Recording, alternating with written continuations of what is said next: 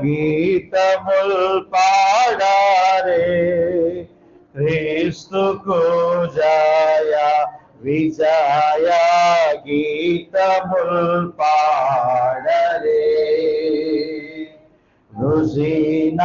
రుజినామంతటి మీద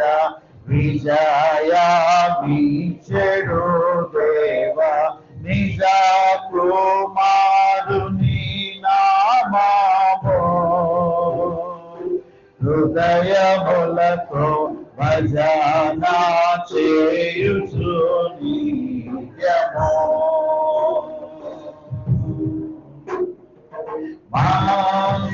మంగళముగా యేసుడే మనకు రక్షణ శృంగమై మరి నిలిచెను నింగిన్ విడచి వచ్చెను శత్రుని యుద్ధ రంగమందున గెలుచెను రంగు వీరగా తనదు రక్త బలము వలన పొంగుననగా చేసెను సాతాను బల్కుంగ నలిపించెను విజయ గీతమ పాడారే క్రీస్తుకు జయ విజయ గీతము పాడరే పాపముల్ తొలగింపను మనలను గాన స్వరూపమునకు మార్చెను శాపమంతయు దోచెను దేవుని న్యాయ కోపముందరి ఈచెను పాపమెరుగని యేసు పాపమై మన కొరకు పాపయాగము తీర్చెను దేవుని నీతి నెరవేర్చెను విజయ గీతము పాడారే క్రీస్తుకు జయ విజయ గీతము పాడరే సిలువ మరణము నొందియు మనలను తనకై గురువన్నిచిన వానికి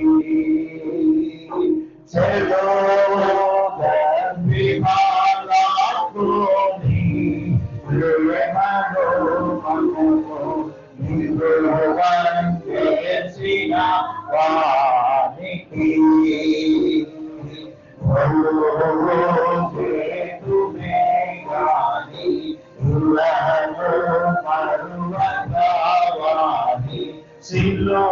సిలువయు నీ కృపా రక్షణ చాల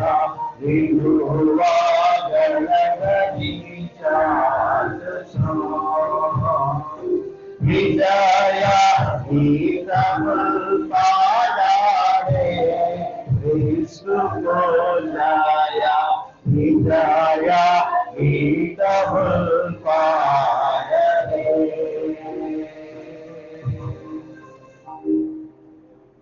దయచేసి కూర్చునే ముందుగా కొద్దిగా ఖాళీ సీట్లలో అలా కూర్చుంటే వెనక వచ్చి కూర్చోడానికి అవకాశం ఉంటుంది. దయచేసి కూర్చుంటారని మనం చేస్తున్నాం.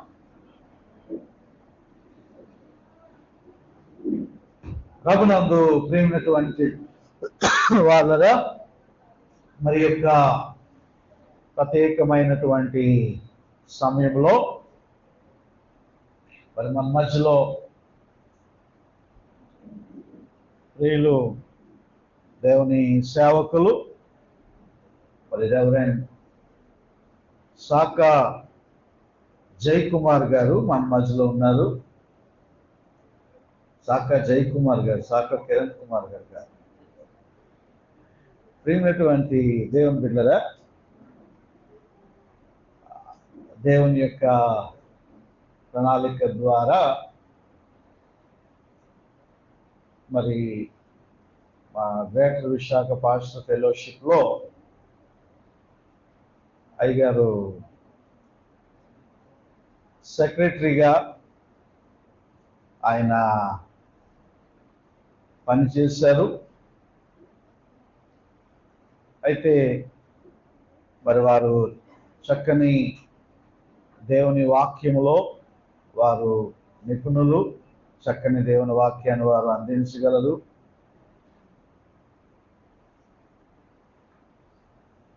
మరి బ్యాప్టిస్ట్ చర్చెస్లో ముఖ్యంగా ఫీల్డ్ కౌన్సిల్కి చెందినటువంటి కాపరులు, అలానే గ్రేటర్ విశాఖ పాస్టర్ ఫెలోషిప్లో ఉన్నటువంటి కాపరులు ప్రత్యేకంగా వారు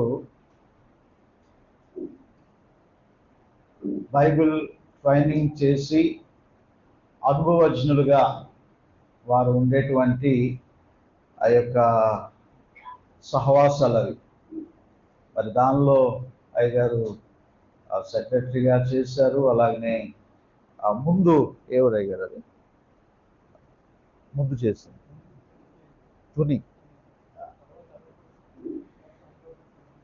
తుని, తగరపు వలస, అనకాపల్లి, ఇప్పుడు మన బ్యాప్టిస్ట్ చర్చ్ అక్కైపాలెం, ఇట్లాగా మరి ఒక మహోన్నతమైనటువంటి దేవుని సేవకునిగా దేవుని వాక్యాన్ని వారు అందిస్తున్నారు. నేను ఎప్పుడైతే సాకా జయకుమార్ గారు అని ఆ సాకా అన్న మాట విన్నదో ఎక్కడో ఏదో మూల కొంత ఆనందం కలిగిపోయింది అనమాట, సంతోషం వచ్చింది. ఆ రోజు ప్రత్యేకంగా ఆగి ఆయన పలకని, అయ్యగారు మీది సాకా, మాది సాకా. ఎప్పుడు కూర్చొని మేము మాట్లాడుకోలేదు, ఎక్కడో ఉంటుంది బీరకాయ పీసు, అక్కడెక్కడో కలుస్తుంది. కాబట్టి మరి అయ్యగారు మరి చక్కని పరిచర్య వారు చేస్తూ ఉన్నారు. వారు మన మధ్యలో ఉండడం నిజంగా, నేను మీటింగ్లో ఎప్పుడో ఒక నెల రోజుల క్రితమే నేను చెప్పాను, కానీ అప్పుడు వారిది కూడా సన్ రైజ్ సర్వీస్ అని చెప్పారు. కానీ ప్రభు తన కృప ద్వారా వారి సమయం, వారి సంఘ సమయము 8 గంటలకి ఉండడం చేత మరి మనకి ఆ యొక్క సమయాన్ని వారు మళ్ళా ఫోన్ చేసి వస్తాము అయ్యారని చెప్పడం జరిగింది. నిజంగా వారు మన మధ్యలో ఉండడము చాలా సంతోషము. మరి వారు మళ్ళీ వెళ్ళాల్సింది కాబట్టి నేను కాలయాపన చేయకుండా ఈ యొక్క ప్రశస్తమైనటువంటి సమయాన్ని వారికి అప్పగిస్తూ ఉంటున్నారు.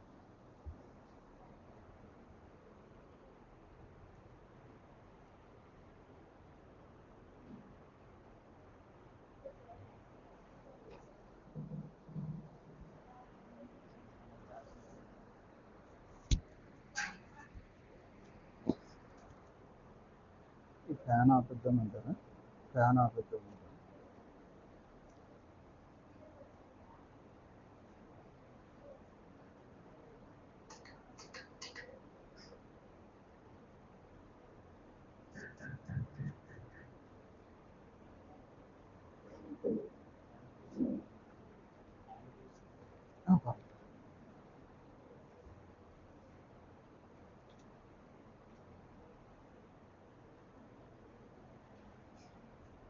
దేవుని నామమునకు మహిమ కలుగును గాక. దేవుని మహాకృపలో పునరుద్ధారుడైనటువంటి యేసుక్రీస్తు ప్రభు వారి యొక్క మృత్యుంజయుడైనటువంటి యేసుక్రీస్తు ప్రభు వారి యొక్క ఈ పునరుద్ధానపు పండుగ దినములో ఇలాగున మీతో కలిసి పెనియేలు గాస్పల్ బాప్టిస్ట్ చర్చ్ సంఘపక్షముగా నన్ను మీ మధ్యకు ఆహ్వానించినటువంటి ప్రియమైన దైవజనులు రెవరెండ్ కిరణ్ కుమార్ అయ్య గారికి, శాఖ కిరణ్ కుమార్ అయ్య గారికి, అయ్యగారు పరిచయం చేస్తూ శాఖ మీది శాఖే, మాది శాఖే, మనందరిది విశాఖే. కాబట్టి నేను కూడా శాఖ అయినప్పటికీ విశాఖ వాస్తవ్యుడినే. నా mother church United church Malkapuram. అక్కడే చిన్నతనం నుంచి సండే స్కూల్లో, యవన సమాజంలో నేను ఆత్మీయంగా బలపడి ఉన్నాను. సండే స్కూల్ టీచర్గా, యవన సమాజంలో ప్రెసిడెంట్, సెక్రటరీ, ట్రెజరర్గా ఉంచు అనేక మంది దైవజనులను తీసుకుని వచ్చి, బాబన్న గారు తెలుసు కదా, నక్సలైట్, ఆయన మొట్టమొదటిగా విశాఖపట్నంకు పరిచయం చేసినటువంటి వారిని మేమే విశాఖపట్నంలో ఆయన్ని పరిచయం చేసినటువంటి. ఇక ఇప్పుడు ఆ స్టోరీ చెప్పడానికి లేదు, ఎందుకంటే దేవుని చిత్తమైతే మరొకసారి అయ్యగారు చెప్పినట్లుగా నేను ఫోన్ చేస్తే మీ పాస్టర్ గారు భయపడేవారు. ఏమైందంటే మా చర్చ్ 10 o'clock అని సర్వీస్ మార్చారు. అందువల్ల అయ్యగారు అడిగినప్పుడు నేను కాదని చెప్పాను. తర్వాత 10 గంటలకు అనగానే మరలా నేనే ఫోన్ చేసి, అయ్యగారు ఇలాగ టైం మార్చారు కాబట్టి నాకు అవకాశం ఉందంటే చాలా సంతోషించారు. ఎందుకంటే మొదటి నుంచి కూడా ఫస్ట్ నేను మిమ్మల్ని అనుకున్నాను పాస్టర్ గారు, కాబట్టి మీరు వస్తానండము, ఇది దైవ సంకల్పం అన్నారు. ఆ తర్వాత మరలా మా బాప్టిస్ట్ చర్చ్ నాయకులు ఏం చేశారంటే, లేదు పాస్టర్ గారు, యథావిధంగానే మన సర్వీస్ ఉంది, వారు అనుకున్న ప్రోగ్రామ్ ఒకటి క్యాన్సిల్ అవ్వడం వల్ల మరలా సన్ రైజ్ సర్వీసే అన్నారు. ఇక నేను అయ్యగారికి చెప్పడం జరిగింది. మరలా మా పెద్దలతో మాట్లాడితే నాకు 7:30 వరకు టైం ఇచ్చారు. 7:30కి మీరు వచ్చేయండి పాస్టర్ గారు, ఈ లోపు మేము చూసుకుంటాము అని వారు అన్నారు. తర్వాత మధ్యలో ఒకసారి ఫోన్ చేశాను అయ్యగారికి.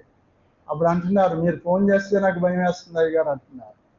ఏమీ లేదండి, ఏదైనప్పటికీ మా పెద్దలు అడ్డు పెట్టినా ఆటంకం పెట్టినా నేను ఖచ్చితంగా మీ మధ్యకి వచ్చి మీరు నాకు ఇచ్చినటువంటి అవకాశాన్ని సద్వినియోగం చేసుకుంటానని చెప్పి మీ మధ్యకు రావడము జరిగింది.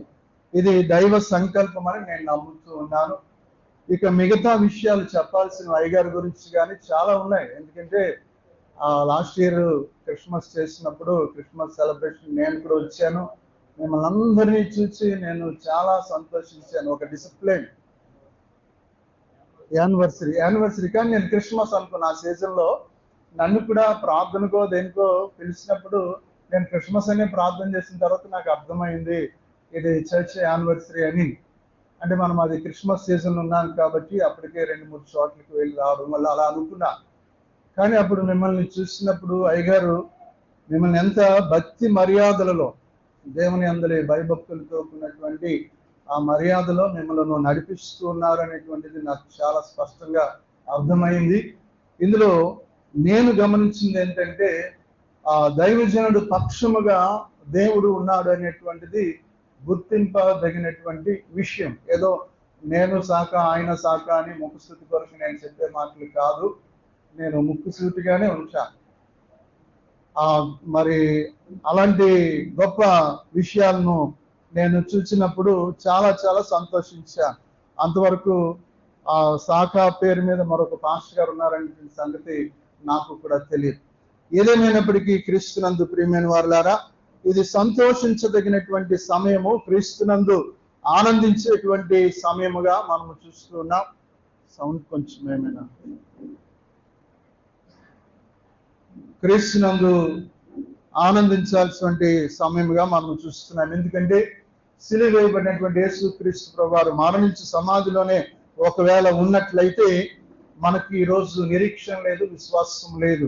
కాబట్టి యేసు క్రీస్తు ప్రభువారు మృత్యుంజయుడై తిరిగి లేచినటువంటి ఆ గొప్ప సత్యాన్ని బట్టి ఈరోజు క్రైస్తవ సంఘము ఆనందిస్తూ ఉంది, సంతోషిస్తూ అనేటువంటి విషయాన్ని నేను తెలియజేస్తున్నాను. అపొస్తలుల కార్యముల గ్రంథము 2వ అధ్యాయం 24వ వచనము ఒకసారి మనం చూద్దాం. అపొస్తలుల కార్యముల గ్రంథము 2వ అధ్యాయము 24వ వచనంలో, మరణము ఆయనను బంధించి ఉంచుట అసాధ్యము. దేవుడు మరణ వేదనను తొలగించి ఆయనను లేపెను. దేవుడు మరణ వేదనను తొలగించి ఆయనను లేపెను. తల ఉంచుకుందాం, ప్రార్థన చేసుకుందాం. మా శ్రేతుడికి మా విమోచకుడా, కృపగల తండ్రి, పరిశుద్ధుడా, నా నోటి మాటలు మా అందరి హృదయ ధ్యానములు మీ దృష్టికి అంగీకారముగా చేసుకునమని, విని గ్రహించి గైకంలాగా నా కృప చూపమని, ఎన్నిక లేని నన్ను నీ సిలువ చాచున మరుగుపరిచి నాతో మాతో మీరే మాట్లాడి మహిమ ఘనత ప్రభావాలు పొందుకోమని యేసు క్రీస్తు వారి నామంలో అడుగుచున్నాం తండ్రి, ఆమేన్. క్రీస్తునందు ప్రియమైన వారులారా, పునరుద్ధాన సిద్ధాంతమే కృత నిబంధనకు క్రైస్తవ్యానికి పునాది అనేటువంటి విషయాన్ని మనం జ్ఞాపకం చేసుకుంటూ ఉన్నాం. కృత నిబంధనలో పునరుద్ధానాన్ని గురించినటువంటి విషయాలు 104 సార్లు రాయబడ్డాయి. నూతన నిబంధన గ్రంథంలో మత్తయి సువార్త మొదలుకొని ప్రకటన గ్రంథం వరకు పునరుద్ధానాన్ని గురించినటువంటి మాటలు 104 సార్లు రాయబడినట్లుగా బైబిల్లో మనం చూస్తూ ఉంటాం. ప్రియులగా, మతాల ప్రారంభికులందరూ కూడా, అంటే ఈ లోకంలో ఎన్ని మతాలు ఉన్నాయో ఆ మతాలను ప్రారంభించిన వారందరూ కూడా చనిపోయి ఎవరు కూడా తిరిగి లేవలేదు. కేవలము క్రైస్తవ స్థాపకులుగా ఉన్నటువంటి యేసు క్రీస్తు ప్రభువారు మాత్రమే ఆయన మరణించి తిరిగి లేచి ఉన్నారనేటువంటిది ప్రపంచంలో ఉన్నటువంటి ఆ సత్యం అనేటువంటి విషయాన్ని నేను జ్ఞాపకం చేస్తున్నాను. మన మతాల గురించి ఆలోచన చేస్తున్నప్పుడు బుద్ధుడు బౌద్ధ మతాన్ని స్థాపించాడు, కానీ ఒక ఆయన అంటే నేను గయా వెళ్ళానండి, అక్కడ చూస్తే బుద్ధుడి యొక్క సమాధి అలాగే చక్కగా ఉందంటారు.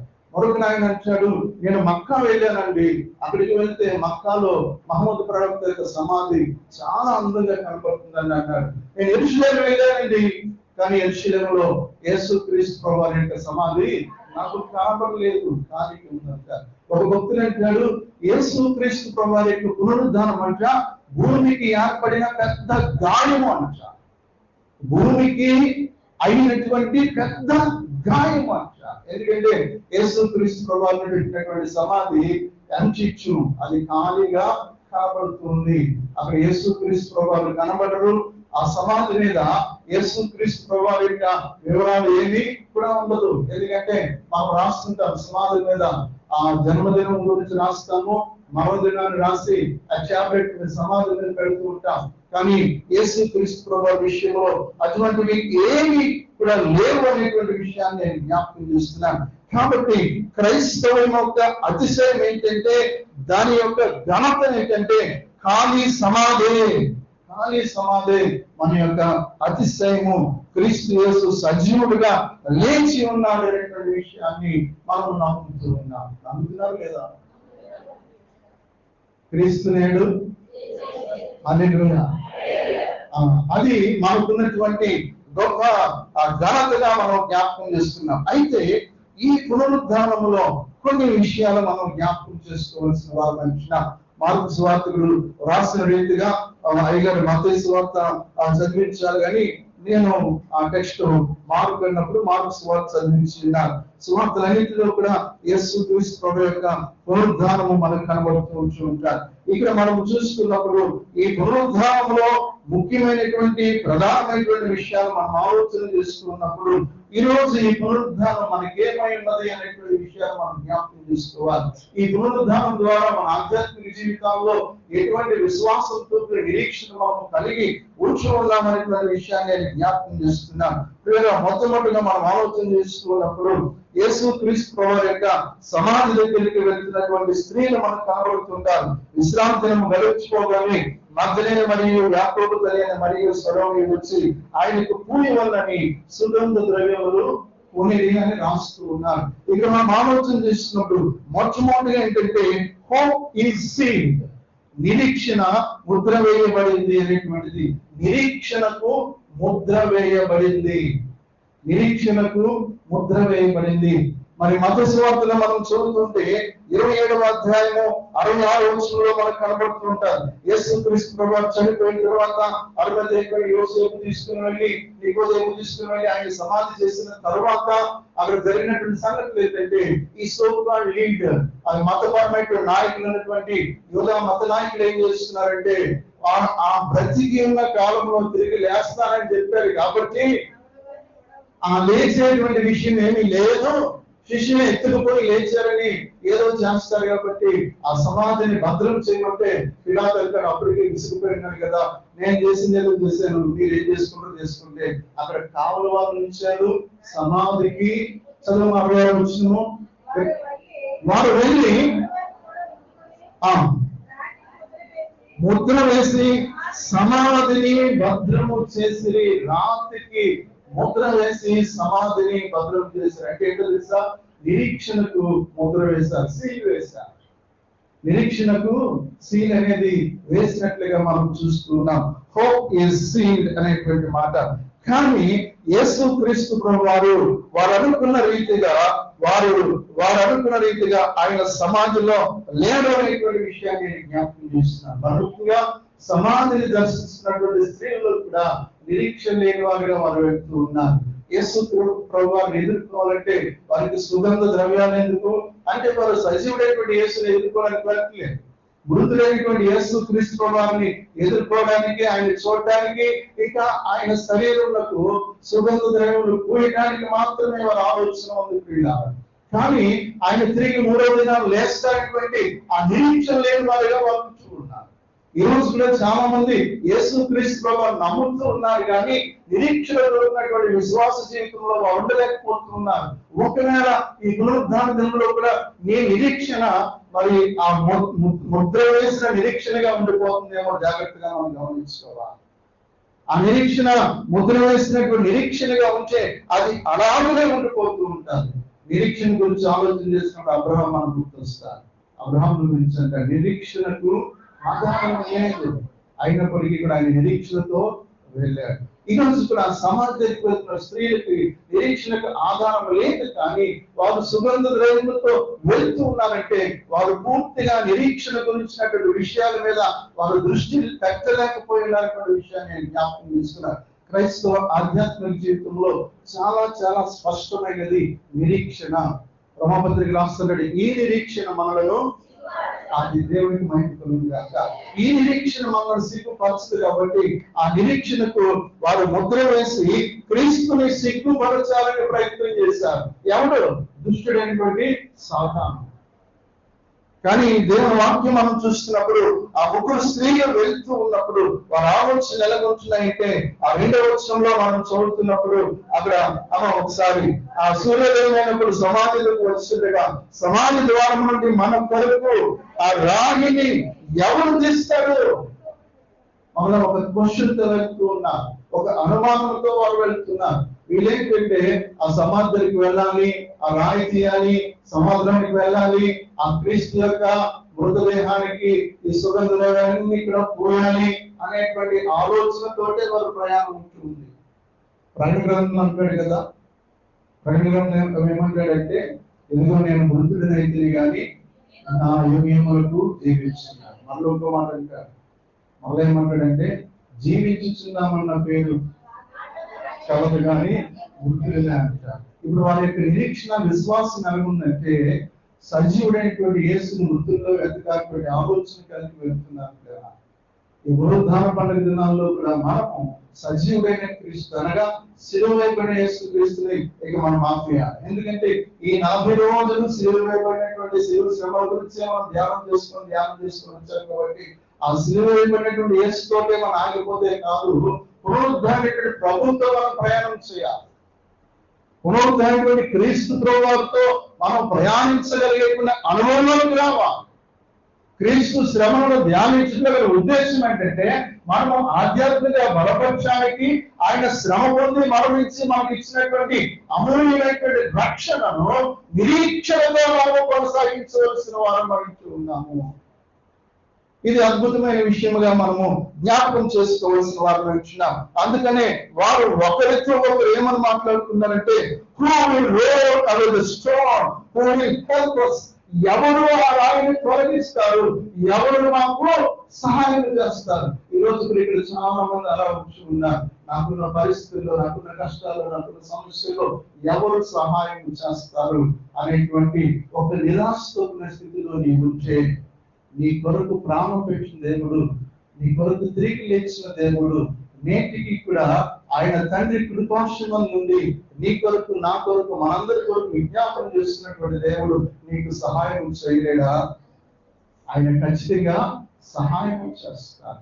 ఎందుకంటే తలంపు మనకి రాకముందే, మనకి ఇంకా ఆలోచన రాకముందే ఆయన అంటాడు, మీకు ఏది అవసరమో ఆయనకి తెలుసు అంటాడు. మనకి ఏది అవసరమో ఆయనకి తెలుసు. మనం కలిగినంత కూడా నిరీక్షణతో మన ఆధ్యాత్మిక జీవితాన్ని ముందుకు తీసుకొని వెళ్ళవలసిన వారు ఇచ్చినాం. ఎందుకంటే ఆందోళనతో, అనుమానాలతో, చింతతో ఆ యొక్క సమాధిని దర్శిస్తూ ఉన్నారు. ఆ సమాధిని దర్శిస్తున్నటువంటి సందర్భంలో ఆ ఎదురయ్యేటువంటి ప్రతి పరిస్థితిని బట్టి కూడా వారు ఆ సహాయం కోసం ఎదురు చూస్తున్నటువంటి ఆ విషయాలు మనకు కనబడుతున్నాయి. అయితే యేసులో సమస్తము సాధ్యం. ఇటీవల బాగా ట్రెండ్ అయిన సాంగ్ మనకు తెలుసు కదా, ఏమైనా చేయగలడు, కథమతో మార్చగలడు, ఎంత పెద్ద రాయి అడ్డు వచ్చిన తొలగించగలిగేటువంటి శక్తిమంతుడైనటువంటి దేవుడు నీదే. ఉదయకాలం మంది వ్యక్తిగత కుటుంబ జీవితంలో ఇటువంటి అడ్డురాళ్ళు అనేకమైన వస్తూ ఉంటాయి. నీ విశ్వాసాన్ని బలపడటానికి, క్రీస్తులో నీ నిరీక్షణను వెనక్కి తీసుకురావడానికి. కానీ ఆ ప్రతి అడ్డును కూడా ఆయన తొలగించేసేటి వాడుగా ఆయన చూడ 4వ వచనంలో మనం చదువుతున్నప్పుడు, వారు వచ్చి కడులెత్తించగా రాయి పొర్లింపబడి ఉండుట వారు చూస్తూ ఉన్నారు. వారు రాయి పొర్లించబడుట చూస్తున్నారు. ఇంతవరకు ఉన్నటువంటి అనుమానాలు, ఇంతవరకు ఉన్నటువంటి భయం, ఇంతవరకు ఉన్నటువంటి ఆందోళనలు అక్కడికి వెళ్ళగానే ఆ తొలగించబడిన రాయి కనపడుతుంది. నువ్వు క్రీస్తులో అడుగు ముందుకు వేసి వెళ్ళగలిగితే, నీ కొరకు మరణించి తిరిగి లేచినప్పుడు యేసుతో నీ ఆధ్యాత్మిక జీవితాన్ని సాగించగలిగితే, నీ వెళుతున్నటువంటి ఆ రక్షణ మార్గంలో నీకు ఎదురయ్యేటువంటి ప్రతి అడ్డును ఆటంకాన్ని నీకంటే ముందుగానే తీసేస్తారు. దేవునికి మహిమ. నీవు ఆయనలో అడుగు ముందుకే వేసుకొని వెళ్తూ ఉంటా. ఈ శ్రమలు వచ్చాయి, ఈ సమస్యలు వచ్చాయి, ఈ రోజు చర్చకి ఎందుకులే, ఈ రోజు ప్రార్థన ఎందుకులే, ఈ రోజు బైబిల్ చదవడం ఎందుకులే అనేటువంటి మనం వెనక్కి రాలుతూ ఉంటాం.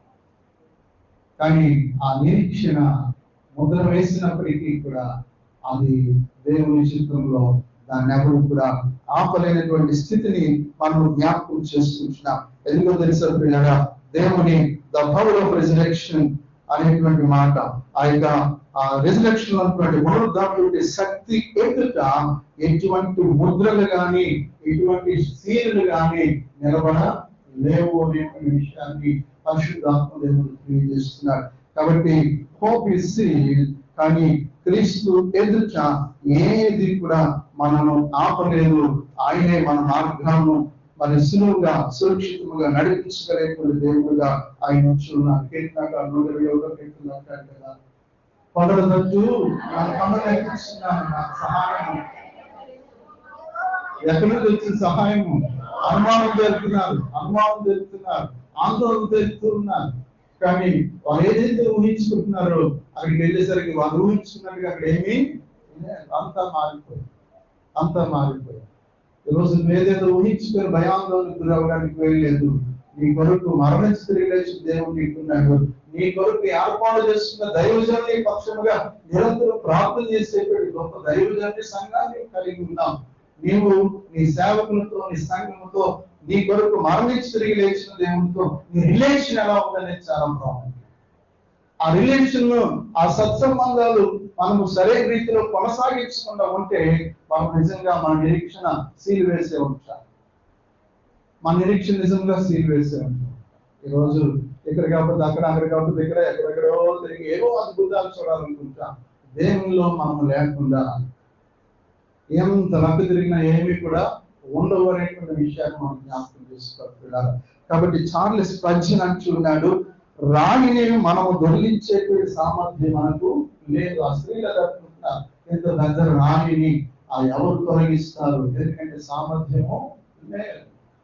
ఆ రాయిని తొలగించేటువంటి సామర్థ్యము మనకు లేదు. కాబట్టి క్రీస్తుపై ఉన్నటువంటి విశ్వాసము అలాగున చేయగలిగేటువంటి, అంటే విశ్వాసులకు అలా చేయగలిగే సామర్థ్యం లేనప్పటికీ సహాయం కొరకు దేవుణ్ణి ఆశ్రయించగలిగితే ఆయన గొప్ప సహాయం చేస్తాం. ఈరోజు మన ఎదురున్నటువంటి సమస్యలు మనముగా తీసుకెసుకోలేము, కానీ మనము దేవుడిలో ఉన్నప్పుడు మన విశ్వాసంతో ఆయన అడిగినప్పుడు ఆయన మనకంటే ముందుగా పరిస్థితులను మార్చేస్తారంట. అందుకని కీర్తనకారుడు అంటాడు కదా, దావీదు అంటాడు, నేను ఎక్కలేనంత ఎత్తైన కొండపైకి నన్ను ఎక్కించు. ఆయన ఉద్దేశం ఏంటంటే ఎక్కలేనాడు ఏం చేయాలా? నోరు మూసుకొని కూర్చోాలి, అంతే కదా. కానీ ఆయన ఏం చేస్తున్నాడు? నేను ఎక్కలేను కానీ నన్ను ఎక్కించేవాడు ఉన్నాడు. అది మన వల్ల కాదు, కానీ మన కొరకు మరణించి తిరిగి లేచినటువంటి పునరుద్ధాన ప్రభువు ఆయనే ఎక్కిస్తారు. దావీదులో ఉన్నటువంటి సీక్రెట్ అదే. ఆయన వల్ల కాదు, ఆయన వల్ల ఏమీ కాదు, కానీ ఆయనకున్న నమ్మకము, నిరీక్షణ, విశ్వాసం ఏంటంటే నా వల్ల కాదు, కానీ నన్ను ప్రేమించిన దేవుడు నాకు ఉన్నాడు, ఆయన వల్ల సమస్తము సాధ్యమే. అందువల్ల గొర్రెల దొడ్లో ఉన్నవాడిని తీసుకుని వచ్చి ఆ కింగ్స్ ప్యాలెస్ లోకి కూర్చోబెట్టారు. ఏమైనా పంతులు ఉంటుందా? ఏమైనా పంతులు ఉందా? అసలు తండ్రి నిర్లక్ష్యం చేశాడు. తండ్రిని పట్టించుకోలేదు దావీదుని, మీకు తెలుసా? కానీ అలా ఉంటుంది ఆయనకున్నటువంటిది. ఆ విశ్వాసం, నిరీక్షణ ఏంటంటే నా వల్ల కాదు, కానీ నా దేవుడు నాతో ఉన్నాడు, ఆయన తీసుకెళ్ళి నన్ను ఎక్కాడు. ఎన్ని విజయాలు, ఎన్ని అద్భుతాలు దావీదు చూశాడు. ఈ రోజు అది నీ నిరీక్షణ అంటారు. కానీ సాతాను నీ నిరీక్షణకి ఎప్పుడు కూడా సీలు వేసి బంధించడానికి ప్రయత్నం చేస్తారు. ఆ సమాధిని దృష్టిలేనటువంటి వారు ఆనాటి నాయకులు బంధించి 100 రోజులు కాపులకు వచ్చారు, కానీ అదేమీ కూడా అక్కడ అనిచ్చారు. దేవునికి మహిమ కలుగును. నిరీక్షణ బంధించినప్పుడు ఇక్కడ నిరీక్షణకు ఆ విడుదల ఇచ్చినటువంటి దేవుడు అనేటువంటి. రెండో మాట నేను జ్ఞాపకం, మొట్టమొదటి నిరీక్షణ సీలు వేయబడింది, ముద్రించబడింది, కానీ అది పునరుద్ధరణ ప్రభు ఎదుట ఆ సీలు, ఆ ముద్రేది కూడా నిలవలేకపోయింది. వారు వెళ్ళేసరికి ఆ రాయి దొరికింపబడి ఉంది. నీ నిరీక్షణ సీల్ వేయడానికి మీకు సాతాను వేస్తూ ఉంటాయి, కానీ క్రీస్తులు మేము ముందుకు వెళ్ళాలి. రెండో మాట ఏంటంటే కదా, నిరీక్షణకు మార్గము తెరిచి ఉందంట. నిరీక్షణకు మార్గము తెరచి ఉంది. Path to hope is open అంట. Path to hope is open. నిరీక్షణకు మార్గము తెరిచే ఉంది. పునరుద్ధానుడి ప్రభులో నిరీక్షణకు మార్గము తెరిచే ఉంది అంటాడు. 5-6 వచనాలు మనం చదువుకుంటే, అప్పుడు వాడు సమాధిలో ప్రవేశించి తెల్లని నిలువుపై ధరించుకున్న ఒక పరుచువాడు కుడివైపులో కూర్చుండడం చూసి దిగున కలవరపడి, అందుకతడు కలవరపడుకుని సిలువైపడి నజరేయుడకు యేసును వెతుకుచున్నాడు, ఆయన లేచున్నాడని ఇక్కడ లేడు. వారు ఏంటంటే వారు సిలువైపడి నజరేయుడు యేసును వెతుకుతున్నారు, కానీ వారు ఎతకాల్సింది ఎవరిని? పునరుద్ధారణ యేసుని ఎతకాలి.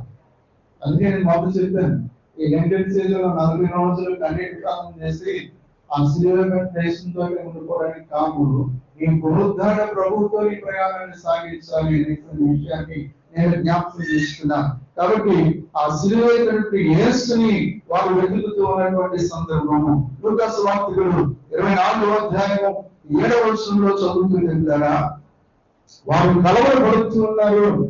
కలవరపడుతూ ఉన్నారు, దేవదూతను చూసి భయపడిపడుతున్నారు, ఎలా స్పందించాలో వారికి తెలియడం లేదు. అప్పుడు కలవరపడుకుని దేవదూతకు తెలుసు వారు ఏమి వెతుకుతూ ఉన్నారో, ఎందుకంటే వారు సిలువైనటువంటి యేసునే వారు వెతుకుతున్నారు. లూకా సువార్త 24వ అధ్యాయం 7వ వచనంలో మనం చదువుతుంటే ఇట్లా, మనిషి కుమారుడు, ఒక్కరు చదువుకుంటామా?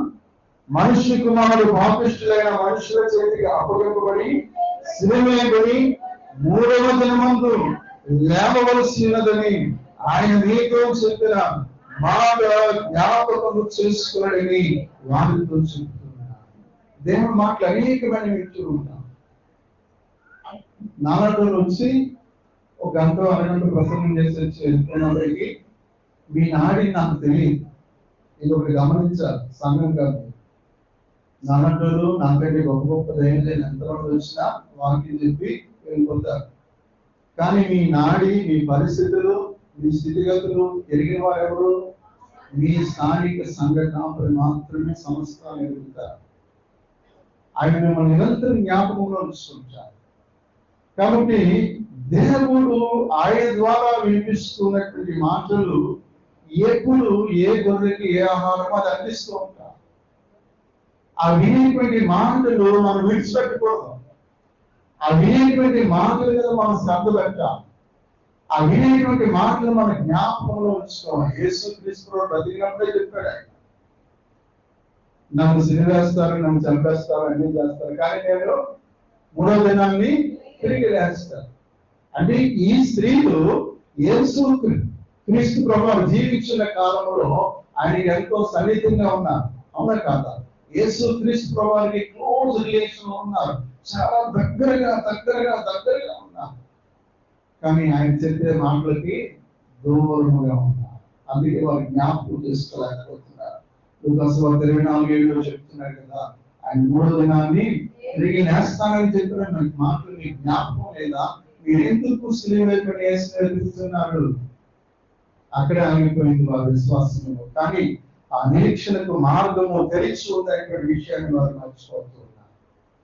ఆ నిరీక్షణకు మార్గము తెరిచి ఉన్నటువంటి విషయాన్ని వారు మర్చిపోతున్నటువంటి సంగతులు. లూకాసు 9:22 కూడా అంటూ ఉంటాడు, మనుష్య కుమారుడు ప్రభు శ్రమలు పొంది పెద్దల చేతను, ప్రధాన యాజకుల చేతను, శాస్త్రుల చేతను విసర్జింపబడి చంపబడి మూడవ దినాన్ని లేస్తారు. యేసుతో ఉన్న వారికి మాటలు తెలియదా? తెలుసు కదా. కానీ విడిచిపెట్టేటువంటి స్థితిలో వారు ఉన్నారేమో. ఈరోజు కూడా చాలా మంది అలా ఉంటుంటారు. దేవుని సన్నిధికి వస్తుంటాం, వెళ్ళిపోతుంటాం, కానీ దేవుని మాటలు విని విడిచిపెట్టారు.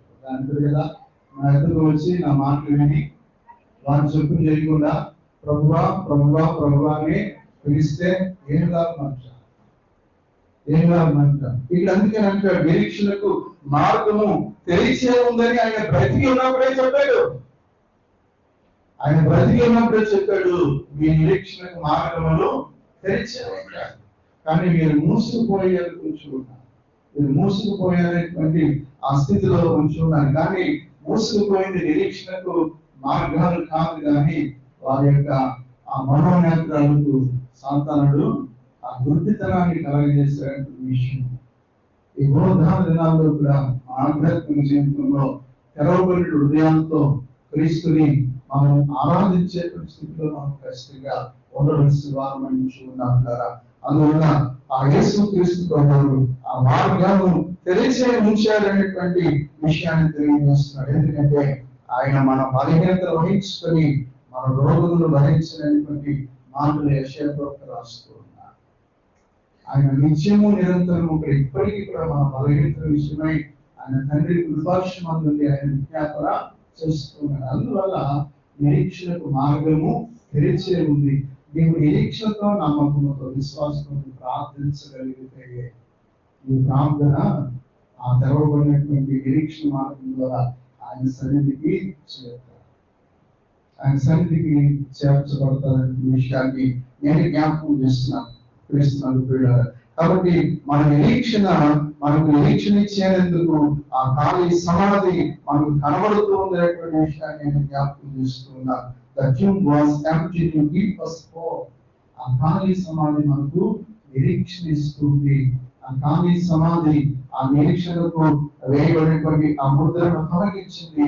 ఆ ఖాళీ సమాధి నిరీక్షణతో నీవు లోపలికి ప్రవేశించడానికి నిరీక్షణ మార్గాన్ని తెరచి ఉంచాడు అనేటువంటి విషయాన్ని. ఎప్పుడైతే తెరవబడినటువంటి దాంట్లో సమాధిలోకి వెళ్ళి వంగి తొంగి వాళ్ళు చూస్తే అక్కడ ఏముంది? ఏమీ లేదు. మీరు వెళ్ళగలిగితే ఆయన నీతో ఉండి ఆయన నేను నడిపిస్తాడనేటువంటి విషయాన్ని నేను జ్ఞాపకం చేస్తున్నాను. మొట్టమొదటిగా మనం చూసాము, నిరీక్షణకు మొదలైపోయింది కానీ ఆ పెద్ద రాయి అది వారి కళ్ళు వారు అయినసరికి అది తెరచి ఉంది. అలాగనే నిరీక్షణకు మార్గము తెరిచి ఉంచాడు. ఈ ప్రతి పరిస్థితిలో కూడా ఆయనకు ప్రార్థన చేయగలిగే స్థితిలో నేనుంటే ఆయన నడిపించేటువంటి దేవుడుగా ఉంటున్నాడు. మూడో మాట నేను తెలియజేయాలని ఆశపడుతున్నాను, నిరీక్షణ ఇక్కడ ఉంది అంటారు. హోప్ ఈజ్ హియర్, నిరీక్షణ ఇక్కడే ఉంది అనేటువంటి విషయాన్ని నేను జ్ఞాపకం చేస్తున్నాను. మార్కు సువార్త 16వ అధ్యాయం మొదటి వచనంలో మనం చదువుతుంటే, విశ్రాంతి దినం గడిచిపోగానే మగ్ధమైన మరి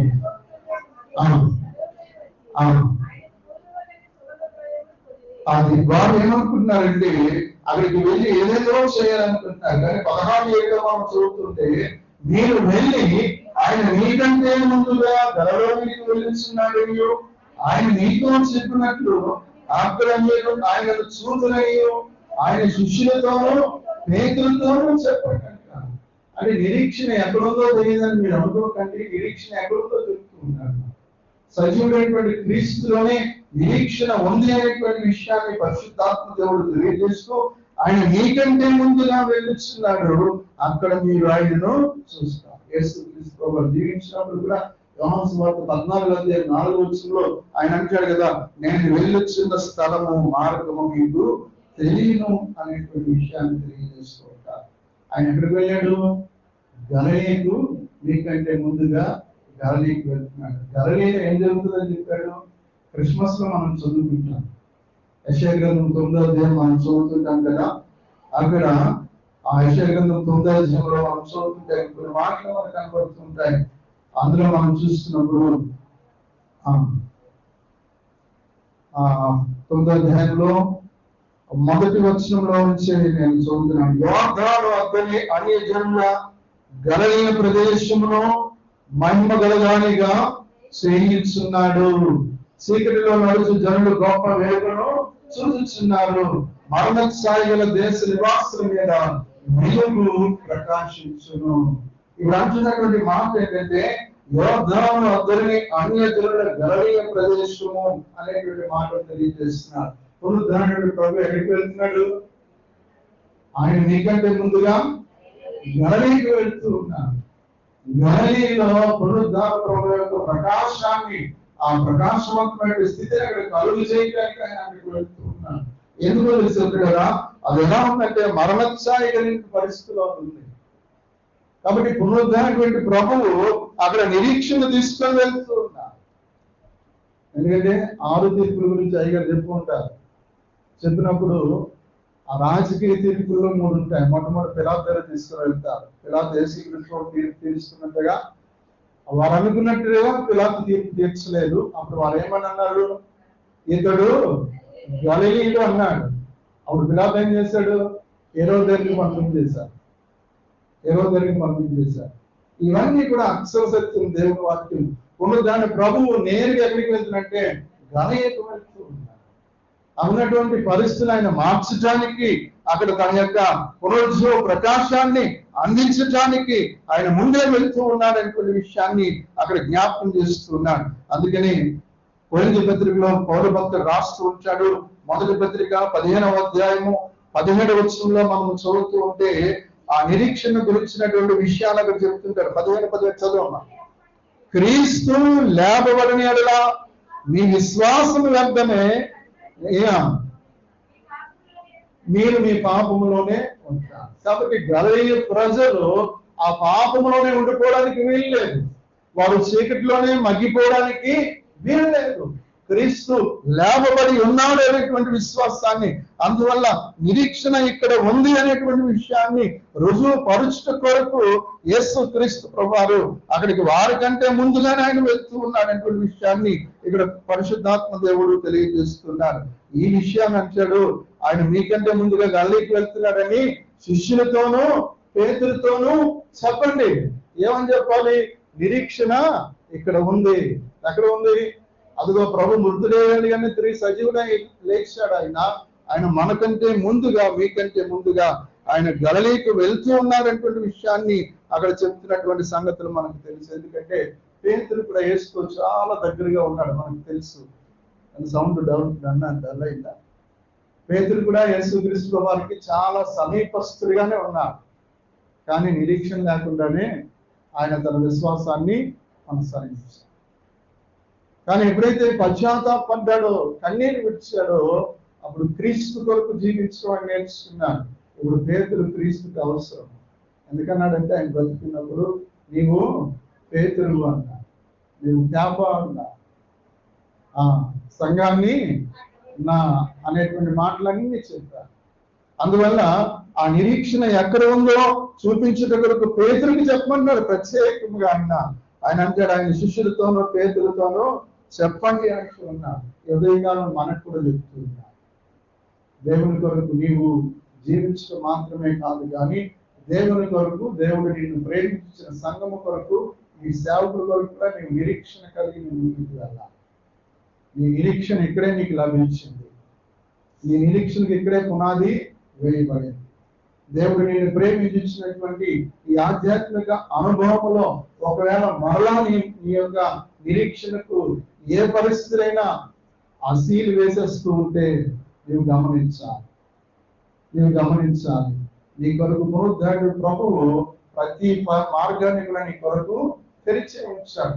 నీకు నీవుగా అనుమానంతో, భయంతో, ఆందోళనతో నీవు ఉండుకోవడానికి వీల్లేదు. ఆ తర్వాత నిరీక్షణ మార్గం ద్వారా నీవు ప్రార్థించే ప్రతి ప్రార్థన ఆయన విడిచాడు. నిరీక్షణ ఎక్కడ ఉందంటే నీవు ఆరాధించే చోటే నిరీక్షణ నీకు ఉంచాడు. ఇది ఎందుకంటే సజీవుడైన దేవుని సంఘం, ఆయన మృతుడు, ఆయన సజీవుడైనటువంటి వాడు. కాబట్టి ఆయనతో నీ సహవాసం అంటే నీ నిరీక్షణ కూడా అక్కడే ఉండాలి అనేటువంటి విషయాన్ని పరిశుద్ధాత్మ దేవుడు తెలియజేస్తున్నాడు. చూడు, ఒక మాట నేను చదివి ముగిస్తుంటారా.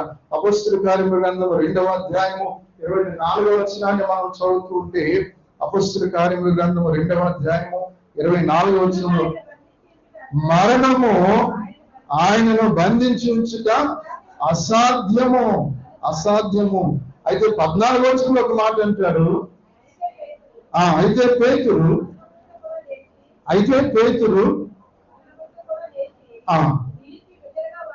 ఇక్కడ ఒకసారి ఇక్కడ అయితే పేతురు అక్కడ చదివిన తర్వాత మనము 22వ వచనానికి వద్దాం. అయితే పేతురు, ఇశ్రాయేలు వారులారా ఈ మాట వినండి అంట. యేసుక్రీస్తు ప్రభువు అన్నాడు, పునరుద్ధరణ అయ్యాడని ఆయన గలిలీకి వెళ్తున్నాడు శిష్యులతోటి. పేతురు శిష్యుల్లో ఒకటి కాదా? శిష్యులతో చెప్పండి అంటే అయిపోయింది కదా. మళ్ళీ ఏమన్నాడు? శిష్యులతోటి. అర్థం ఏంటంటే ప్రత్యేకంగా మాట్లాడుతున్నాడు దేవుడు. ఈ ఉదయకాలం ముందు కూడా పునరుద్ధరణ ప్రభువు నిన్ను గురించి కూడా ప్రత్యేకంగా మాట్లాడతాడేమో. ఎందుకో తెలుసా? పేతురులో ఉన్నటువంటి అల్ప విశ్వాసం. ఆయన యేసుతో ఉన్నారు, కానీ ప్రభువా నీవైతే నేను కూడా నీ దగ్గరికి వస్తాను చదవమంటే ఏమైంది? పేతురు ఒక అడుగు వేశాడు, మునిగిపోతున్నాడు. మరలా అన్నాడు, ప్రభు వీళ్ళందరూ అభ్యంతరపడినా నేను నీకు కోరుకుంటున్నాను అన్నాడా? లేదు. అందుకనే పునరుద్ధరణ ప్రభువు నిరీక్షణ గురించి తెలియజేస్తూ, నిరీక్షణ ఎక్కడ ఉందో పేతురికి చెప్పండి అంటున్నారు. శిష్యులతో పాటుగా పేతురికి కూడా చెప్పండి అంటున్నారు.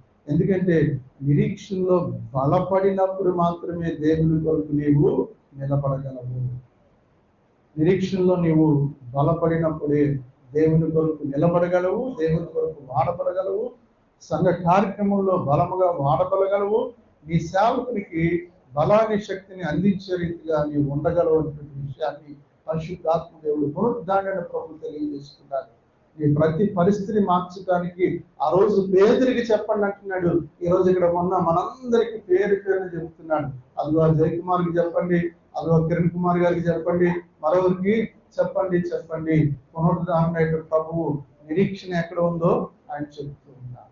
అందువల్ల ఇప్పుడు మనం చదువుకున్నటువంటి మాటలో అపొస్తలుల కార్యముల గ్రంథములో 14వ వచనంలో మనము 2వ అధ్యాయం 14వ వచనం అంటాడు. అప్పుడు అయితే పేతురు ఆ ఆ 11తో కూడా లేచి నిలిచి దగ్గరగా వారితో ఇట్లా నేను ఏమంటున్నాడంటే 22 వచ్చును, ఇశ్రాయేలీ వారులారా ఈ మాట వినండి, దేవుడు నజరేయుడగు యేసు చేత అద్భుతములను మహత్కార్యములను సూచక్రియలను మీ మధ్య చేయించి ఆయనకు తన వలన మెప్పు పొందిన వానిగా మీకు కనబర్చెను. ఇది మీరే ఎరుగుదురు. దేవుడు నిశ్చయించిన సంకల్పమును ఆయన భవిష్యత్ జ్ఞానము అనుసరించి అప్పగింపబడిన ఈయనను మీరు దుష్టుల చేత సిలువ వేయించి చంపిరి. ఈ దుష్టులు చేసేటువంటి పనులన్నీ కూడా నేను చేస్తున్నప్పుడు పిరికివాడి వలే అబ్బాయిని నేను ఎరగనని ఉమ్మాను పెట్టాను. ఇప్పుడు అదే పేతునికి నిలబడ్డాను. దేని ద్వారా అంటే పునరుద్ధానపు శక్తి ద్వారా, ద పవర్ ఆఫ్ రిజరెక్షన్ అంటూ ఉంటారు. పిరికివాడు బలవంతుడిగా మారిపోయాడు, పిరికివాడు శక్తివంతుడిగా మారిపోయాడు. ఈ రోజులు ఎలా ఉన్నాయంటే క్రైస్తవ్యానికి అడ్డురాళ్ళు ఉన్నాయి కదండి. క్రైస్తవ్యానికి అనేకమైన అడ్డురాళ్ళు ఎదురవుతూ ఉన్నాయి. అనేకమైనటువంటి సమస్యల మధ్య మన విశ్వాసాన్ని కొనసాగించవలసిన వాళ్ళం అంటున్నాం. ఎవరైనా 10 మంది గుంపు కూడా వచ్చినప్పుడు మనం చెప్పగలగాలి, అప్పుడు మన నిరీక్షణను వ్యక్తపరచగలగాలి. నాకు తెలుసు, నాకు ఎటువంటి అనుమానం లేదు, మీరు అటువంటి దృఢత్వంతో కూడా నిరీక్షణ మీరు ఉన్నారని నేను నమ్మగలుగుతున్నా. అందువల్ల పేతురు ఈ పునరుద్ధానాన్ని గురించి ఎప్పుడైతే ఆయన తెలుసుకున్నాడో ఆయన ఇశ్రాయేలు ప్రజల మధ్య చాలా ధైర్యంగా ఆయన మాట్లాడుతూ ఉన్నాడు. అందువల్లనే పేతురు ఒకే రోజు పునరుద్ధాన ప్రభువుని గురించి సాక్ష్యం ఇస్తుంటే ఎంతమంది భక్తులు పొందారు? అది పునరుద్ధానం శక్తి. పిరికి వారిని కూడా బలహీనలు కూడా బలవంతులుగా మార్చేటువంటి శక్తి. కానీ మనము ఆ సిలువ వేయబడిన నజరేయుని యేసుని మాత్రమే ఆ సమాధిలో వెలికేటువంటి వారిగా మనం ఉండడానికి వీలు లేదు. కానీ ఆ యొక్క వారి సమాధికి ముద్రలు వేసినప్పటికీ కూడా వాటన్నిటిని తొలగించేటువంటి శక్తి కలిగి దేవుడు ఉన్నాడు. ప్రతి రాయిని కూడా దొర్లించేటువంటి ప్రభువు నీకు నిరీక్షణకు మార్గములు తెరిచే ఉంచాడు. ఆయన దుష్టుడు వాటిని మూసే ప్రయత్నం చేస్తున్నప్పటికీ కూడా నీవు దాని విషయంలో అనుమానం పడకుండా నీవు వడివడిగా అడుగులు ముందుకు వేస్తే నువ్వు వెళ్తూ ఉంటే ఆ ద్వారాలు తెరుచుకుంటూ ఉంటాయి. యేసుక్రీస్తు వారి సిలువలో మరణించి రక్షణ మార్గాన్ని ఏర్పాటు చేసి ఉన్నాడు.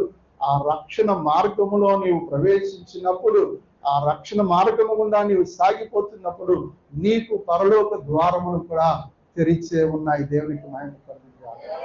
మన నిరీక్షణ ఇక్కడ ప్రారంభమై అక్కడ ప్రవేశించే వరకు ఉండాలి. ఎక్కడ? మన కొరకు తెరవబడినటువంటి పరలోక రాజ్యపు ద్వారాలు తెరిచి ఉంచాడు. ఎప్పుడో తెలుసా? యేసుక్రీస్తు మరణించి తిరిగి లేచిన తర్వాత ఆది మానవుడైనటువంటి ఆదాం పాపం చేసినప్పుడు ఏదైనా నుంచి తొలగించి ఏం చేశాడు? మరలా వెళ్లకుండా అక్కడ బందోబస్తు చేశారు. ఇప్పుడు దానిని క్రీస్తు ప్రభువారు శిలువ ద్వారా ధ్వంసము చేసి పునరుద్ధానం ద్వారా మూయబడినటువంటి ద్వారాలను ఆయన తెరిచాడు. కాబట్టి నీ నిరీక్షణతో రక్షణలో సాగిపోతూనే మన జీవితం ఎప్పుడు ముగుస్తుందో మనకు తెలియదు. కానీ పరలోక రాజ్యంలో తెరవబడినటువంటి ఆ ద్వారాల గుండా నీవు నిత్యత్వంలో ప్రవేశించాలి. అందుకే ఆయన అన్నాడు, యేసు పునరుద్ధానమును జీవమును నేనే, నా యందు విశ్వాసం ఉంచిన వాడు చనిపోయిన బ్రతుకును, బ్రతికి నా యందు విశ్వాసం ఇచ్చేవాడు మరన్నిటికీ చనిపో. ఈ పునరుద్ధానములో 3 విషయాలు మనం నేర్చుకున్నాం. మొదటిది, నిరీక్షణకు ముద్ర వేయబడింది. అది దుష్టుడి యొక్క పని, కానీ క్రీస్తు వాటిని తొలగించేశాడు. నిరీక్షణకు మార్గము తెరిచే ఉంది. ఈ భయపడవలసిన అవసరం లేదు. ప్రవేశించడం నీ చేతిలో ఉంది. అలాగే నిరీక్షణ ఎక్కడ ఉంది అంటే ప్రభువు ఎక్కడ ఉంటే అక్కడే నిరీక్షణ ఉంది. దేవునికి మహిమ కలుగును గాక.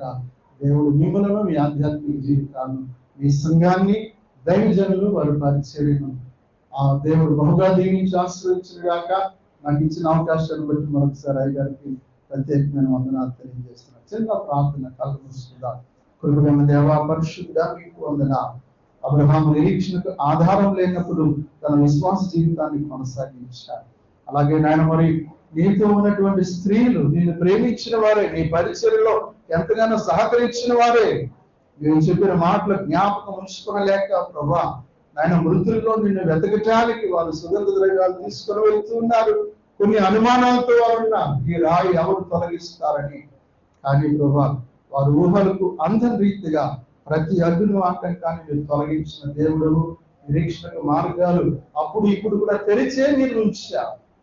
కాబట్టి మీ ప్రియులందరూ మీ హస్తాలకు అప్పగిస్తున్నాం. ఏ పరిస్థితుల్లో వారు ఉన్నప్పటికీ కూడా నిరీక్షణ ద్వారా సమస్తాన్ని జయించి ప్రభా మీరు మా కొరకు ఏర్పాటు చేసిన నిత్యత్వాన్ని పొందుకోవడానికి మీ కృప చూపించున్నాం. సమయాన్ని సమకూర్చున్నాను. దైవజనుల వారి పరిచయం దీవించున్నాం. యేసు క్రీస్తు శక్తి కలిగిన నామంలో అడిగి వేడుకొనొచ్చు ప్రార్థిస్తున్నాము తండ్రి. Thank you.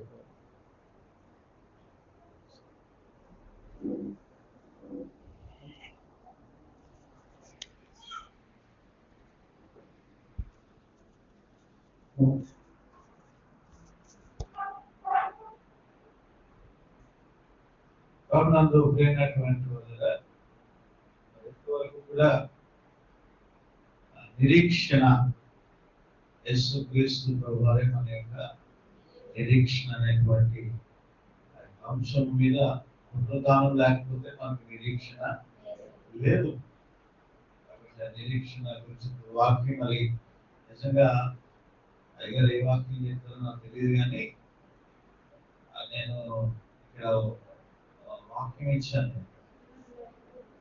ఇక్కడ అయ్యగా చెప్పిన వాక్యమే ఇక్కడ కనపడతా ఉంది. మృతులలో నుండి యేసుక్రీస్తు తిరిగి లేచిన వలన జీవములో కూడా నిరీక్షణ మనకి కలిగి ఉన్నది. హల్లెలూయా. చక్కగా నిరీక్షణ అనేటువంటి అంశం మీద దేవుని యొక్క వాక్యాన్ని అందించారు. ప్రత్యేకంగా మరొకసారి వందనాలు. కాసేపు సంతోషంగా ఉంది కానీ మరి బట్టి